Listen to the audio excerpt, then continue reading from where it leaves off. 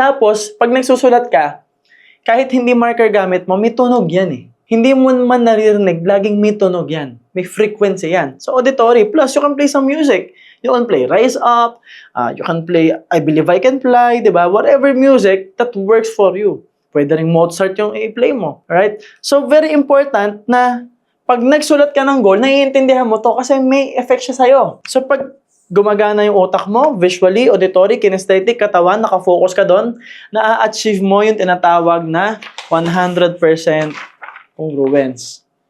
Ang mangyayari, yung notebook mo ng goals mo, magiging psychological anchor siya para maging positive ka. So, pag isinama mo sa structure mo daily, na i-check yung notebook mo, pagkagising mo sa umaga, when you organize your day, positive ka.